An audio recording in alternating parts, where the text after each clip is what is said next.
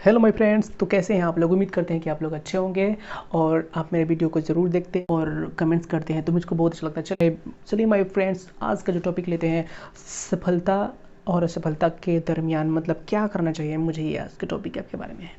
आज के टॉपिक बारे में है कि जब हम सफलता प्राप्त करने के लिए प्रयास करते हैं तो हम उसके दरमियान हमको हर बार सफलता ही नहीं मिलती है, कुछ बार असफलता भी मिलती है।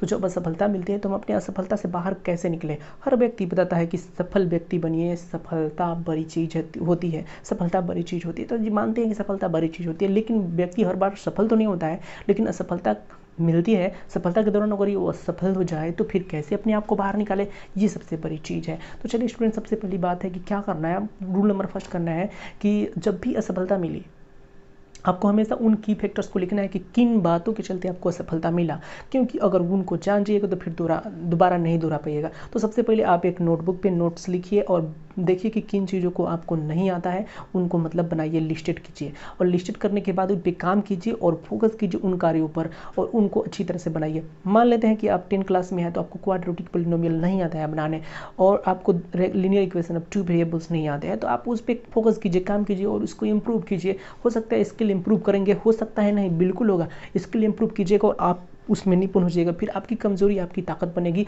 और दूसरी बार आपको सफल होने से कोई नहीं रोक सकता है, आप भी नहीं रोक सकते हैं और कोई भी हालात नहीं रोक सकता है। तो ये इंपॉर्टेंट बात है। दूसरी बात है स्टूडेंट की कभी भी अपना कंपेयर किसी और व्यक्ति से ना करें, क्योंकि ये पूरे लाइफ में दुख का कारण बनता है। कोई व्यक्ति एक दूसरे से कंपेयर क्यों करते हैं, क्योंकि हम लोग भी कंपेयर करते हैं एक दूसरे से, क्योंकि हम लोग का फॉर्मेशन कैसा हुआ है। देखिए कैसे फॉर्मेशन हुआ, हम लोग बचपन में ही पढ़ाई किए हैं, तो हम जब भी स्कूल जाते हैं तो कोई भी दो टॉपिक होता है, सिमिलर टॉपिक आ जाते हैं जो एक दूसरे के अपोजिट भी होते हैं, थोड़ा सा अंतर होता है, डिफरेंस होता है, तो मास्टर उसको डिफरेंस को अलग अलग करने के लिए बोलते हैं कि उसमें तुलना कीजिए। जैसे बोलेंगे कि एसी और डीसी में क्या कीजिए, अंतर लिखिए, तो एसी और डीसी में अंतर करेंगे, तुलना करेंगे, उनके गुण और दोष को लिखेंगे। इसी प्रकार मतलब स्टूडेंट का फॉर्मेशन ही ऐसा हो जाता है कि जब वो दुनिया में जाता है तो जो किसी सामने वाले को देखता है तो उसके गुण और अपने गुण को क्या करने लगता है, तुलना करने लगता है और सोचता है कि मैं उससे बेहतर हूँ कि नहीं हूँ। जब वो उससे बेहतर नहीं होता है तो दुखी हो जाता है, जब उससे बेहतर होता है तो क्या होता है, अंदर से खुशी फील होती है। तो देखिए इस दुख और सुख का सिर्फ एक ही कारण है, दुखी हो जाते हैं इंसान बहुत ज़्यादा आजकल, क्योंकि वो दूसरे से कंपेयर करते हैं। तो अपने को किसी से कंपेयर करना ही पाप है, क्योंकि आपने ये पाप किया है कंपेयर करके, तो फिर क्या होगा, आपको दुख मिलेगा, क्योंकि हर दुख और सुख के पीछे एक लॉजिक छिपा होता है, एक कारण छिपा होता है। मॉडर्न लाइफ में लोग एक दूसरे से कंपेयर करते हैं और अपने को कभी खुशी में पाते हैं, अपने को गम में पाते हैं। ये तरीका ही गलत है। कभी भी दूसरे से सीखना चाहिए, सीखना अच्छी बात है, लेकिन दूसरे से कंपेयर नहीं करना चाहिए, क्योंकि you are totally different from any person on this planet.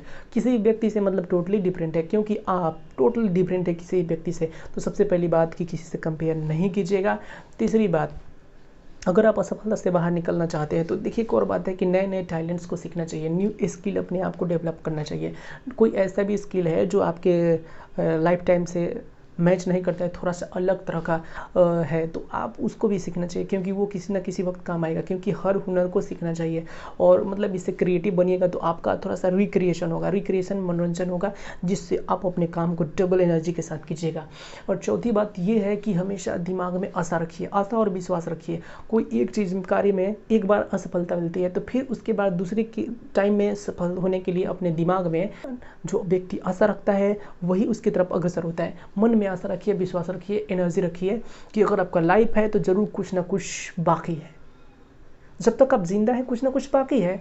अगर आप नहीं जिंदा होते तभी तो कुछ बाकी नहीं है, सब कुछ हो चुका है। लेकिन जब तक आप जिंदा है इस तरह हाथ और पैर मतलब रख के बैठ जाना गलत बात है। जब तक आप जिंदा है याद रखिए जरूर कोई ना कोई मकसद है ईश्वर का, इसलिए वो आपको जिंदा रखा है। तो आप उस कार्य में लगे रहिए और अपने को नए नए कार्य और नए नए टैलेंट से परिपूर्ण कीजिए। और लास्ट और पांचवी बात है कि अपने गोल को कभी नहीं भूलिए, लक्ष्य को हमेशा याद रखना चाहिए। जो व्यक्ति अपने लक्ष्य को भूल ही जाएगा फिर वो किसके लिए काम करेगा। तो लक्ष्य को हमेशा याद रखिए, अपने गोल को हमेशा, ड्रीम को हमेशा याद रखिए और उस पर काम कीजिए, फोकस कीजिए। उम्मीद करते हैं कि आपको सफलता मिलेगी और असफलता से कभी नाराजगी भी नहीं होगा।